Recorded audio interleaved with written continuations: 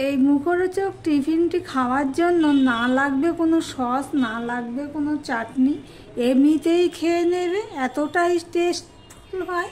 তাহলে ভিডিওটি স্কিপ না করে পুরোটা দেখার অনুরোধ রইল। নমস্কার বন্ধুরা, আপনারা দেখছেন কুকিং হাউস অফ অনিমা। আজকে একটা হেলদি ব্রেকফাস্টের রেসিপি তোমাদের সাথে শেয়ার করব। তার জন্য এখানে আমাদের পরিমাণ মতন আমি ময়দা নিয়ে নিয়েছি, 1 বাটি মতন ময়দা নিয়ে নিয়েছি। এবারে দেখো আমি এই যে গ্রেট করা আলুটা এই ময়দার মধ্যে দিয়ে দেব। এই আলুটা জলের মধ্যে না রাখলে কালো হয়ে যাবে, সেই জন্যই আমি জলের মধ্যে রেখে দিয়েছি।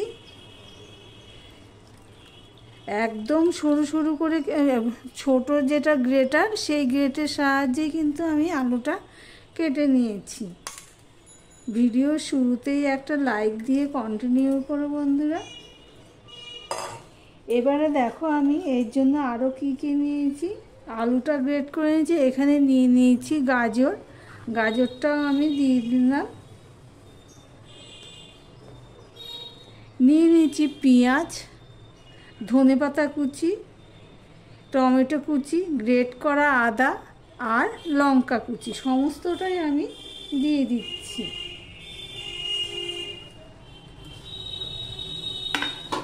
এবারে আমি একটুখানি নুন দিয়ে দেবো, স্বাদ অনুযায়ী আমি নুনটা দিয়ে দিলাম পরিমাণ মতো।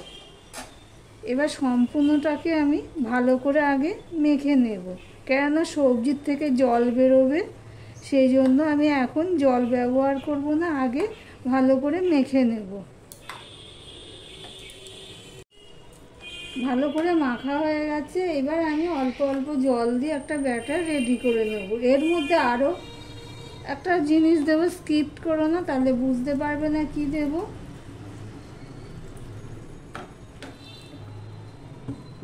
আর ভিডিও শুরুতেই একটা লাইক দিয়ে কন্টিনিউ করো। আর যারা নতুন বন্ধু আমার ভিডিও দেখছো তাদেরকে বলবো চ্যানেলটি সাবস্ক্রাইব করে পাশে থাকার জন্য। খুবই হেলদি একটা ব্রেকফাস্ট রেসিপি, স্কুল বা অফিস, সকাল বা বিকাল সবেতেই এটা খুবই কার্যকরী টিফিন। হাতে সময় কম থাকলে এইভাবে তোমরা টিফিনটা বানিয়ে নিতে পারো।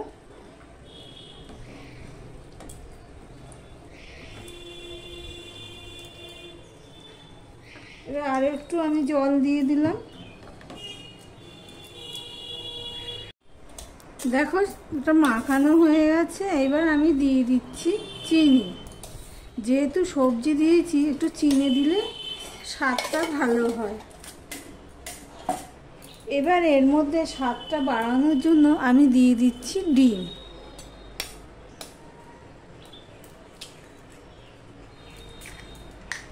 আমি এখানে 3টে ডিম দিয়ে দিলাম আমাদের পরিমাণ অনুযায়ী।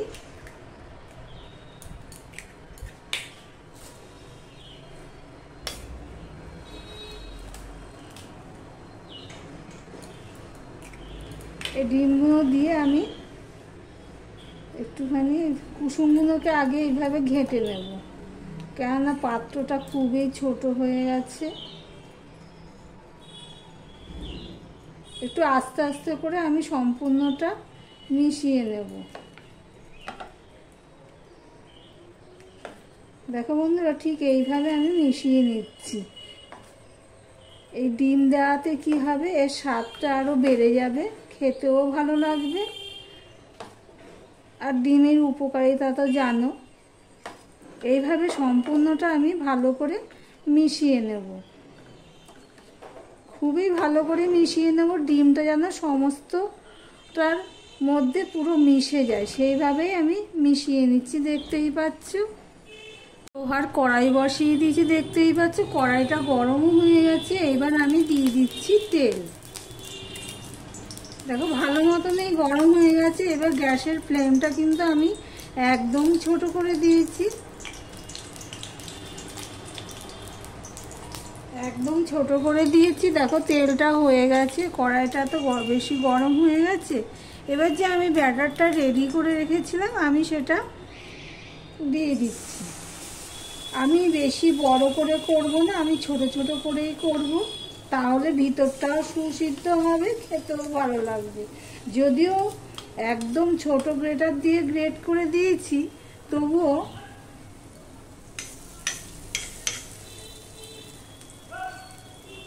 একটু পাতলা করে দিচ্ছি। আমার ভিডিওটি যদি ভালো লেগে থাকে প্লিজ লাইক কমেন্ট শেয়ার করে দিও। আর যারা নতুন বন্ধু ভিডিওটি দেখছো এখনো পর্যন্ত সাবস্ক্রাইব করোনি, তাদেরকে বলবো সাবস্ক্রাইব করে পাশে থাকার জন্য। এবার আমি ঢাকা দিয়ে দিলাম। আমি 1 থেকে 1.5 মিনিট আমি রেখে দিয়েছিলাম। এবার আমি এটাকে উল্টে দিলাম।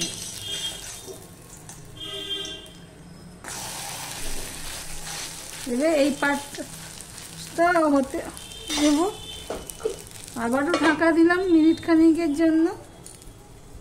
আর মিনিট খানিকের জন্য রেখে দিয়েছিলাম। এই দেখো বন্ধুরা, হয়ে গেছে, দেখতেই পাচ্ছ। যেমন দেখতে সুন্দর তেমনি টেস্টিও হয়েছে দারুণ। এবার আবারও আমি তেল দিয়ে দিলাম।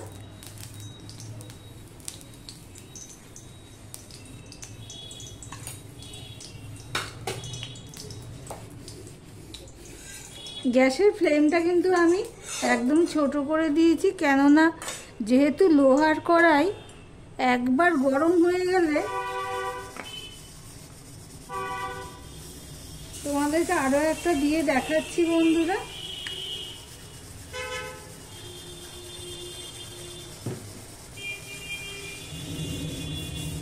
প্রথমটা একটু ছেঁড়া বেড়া হয়, তারপর ঠিক হয়ে যায়, সুন্দরই হয়। এ দেখো, এটা কি সুন্দর গোল হয়ে গেছে। এবার আমি এটা আবারও ঢাকা দিয়ে দিলাম।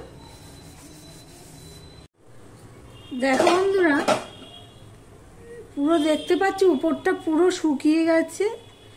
উপরটা শুকিয়ে গেছে মানে নিচ পোর্শনটা হয়ে গেছে। এবার আমি এটাকে উল্টে দিলাম, দিয়ে আবার 1.5 মিনিটের মতন রেখে দেব।